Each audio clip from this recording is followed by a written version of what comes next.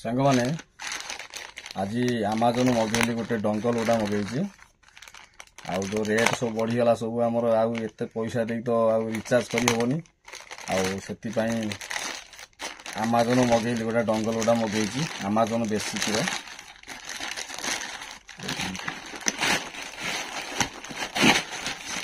सुंदर पैकेजिंग होती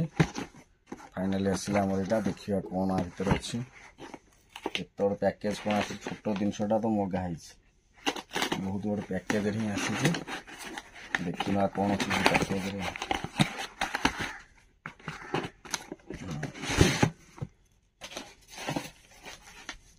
देखो पैकेज रही अच्छी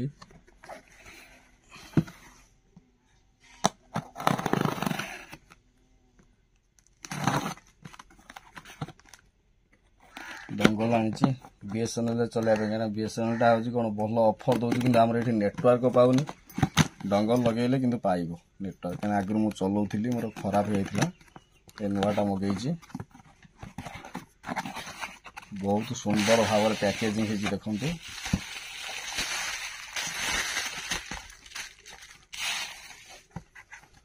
बहुत बढ़िया भाव होती आमाजन बेसिक्स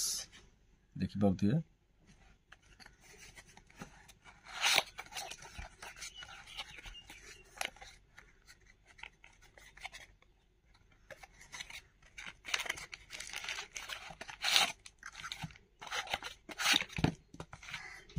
ये तरह हूँ केबुल ये तरह बैटरी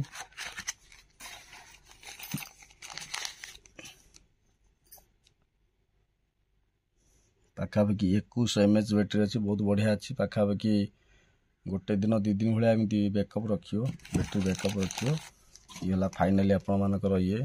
देखो पाखापाखि पड़ जा 2500-2600 टका पड़ू यहाँ देखा खोलिक देखी बैटरी पकेबा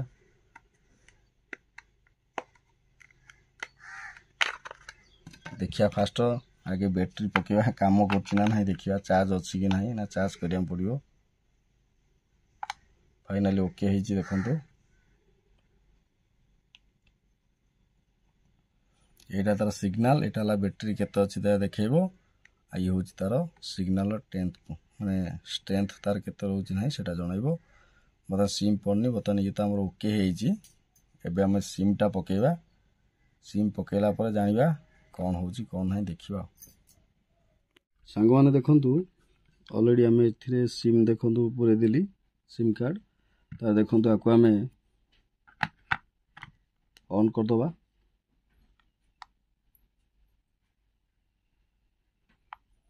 ऑलरेडी ऑन हो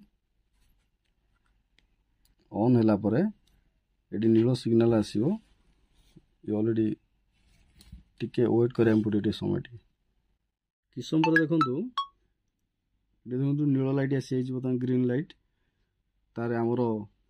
कनेक्शन हो बर्तमान आम कौन करिया चेक करवा जेटा केते स्पीड आसी देखो मुझे वाईफाई कनेक्शन कर देछि ऑलरेडी जमा नेटवर्क ही आसे ना बहुत बढ़िया नेटवर्क आसुची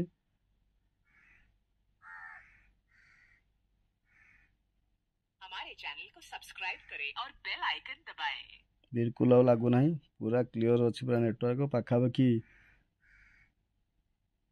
200-300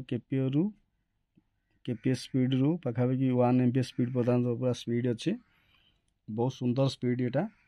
आउ मु कहबी कि यही आप आमाजन बेसिक रू मगातु बहुत बढ़िया चलो आउ बीएसएनएल सिम कार्ड बहुत भल चलुची आणतु पकातु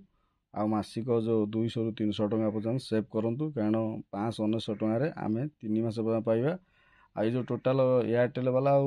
जियो वाला जो भाया परिमाण ठकुंट से उचित शास्ति देवाई पड़ो आउ से जाना दरकार जे माने टोटाल उपर 35 टकर आज जाए पहुँचला